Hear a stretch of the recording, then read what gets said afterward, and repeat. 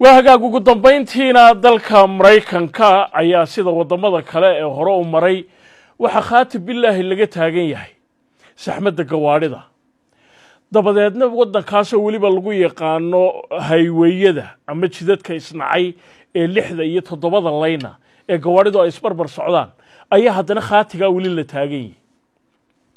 dabadeedna si saxmadda hadaba loo dhimo ayaa dawladda wadankaasi waxa ay soo rogtay line saxmadda ka caagan oo laakiin gawaarida maraya shuruudi ay ku xidhan tahay gaariga line-kaasi maraya waxa looga baahan yahay in laba qof iyo wixii ka badan ay la socdaan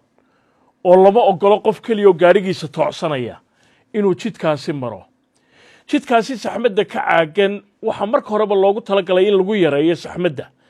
oo dalka Mareykanka waa iska caadi in guri kaliya 3 gaari ama 4 gaari ama 5 gaari ay mararka qaarkood joogaan oo gawaaridu aad iyo aad bay dalkaasi ugu badan yihiin maadaama gaadiidka dadweynuhu gobollo fara badan oo dalkaasi aanu caan ka ahayn ama adeegoodu aanu saasi u fiicnayn dhinaca kalena ay xoog bal leeyihiin sharikadaha soo saara gawaaridu oo marka aan talaabo laga qaadi karinin inta badan ku aadan sidii loo xakameyn lahaa gawaarida iyo isticmaalkooda haddaba nin odayo 62 jira ayaa isagu waayay cid raacada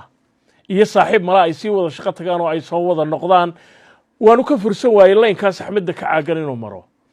dabadeedna dhakuu la yimi markaan leeyahay intuu meel fadhiistay buu maskax la yimi ninkii wuxuu samaystay qolfoof bini'aadam oo macmala sidaa sawirkaa ku arkaysaan dabadeedna markaasi weliba labis u xidhay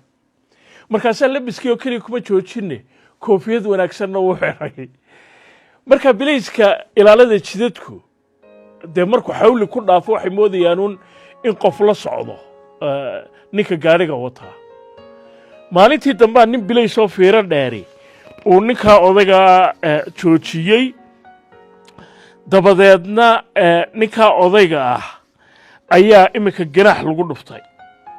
gobolka Arizona ayaa bilayska qaabilsan badbaadada wadooyinku waxa ay sheegeen ninkaasi inuu muddo dheer malaa iska isticmaalayay inuu isag fadhiisiyo qofka qalfoofka isagu gacantiisa ku samaystay dabadeedna markii dambe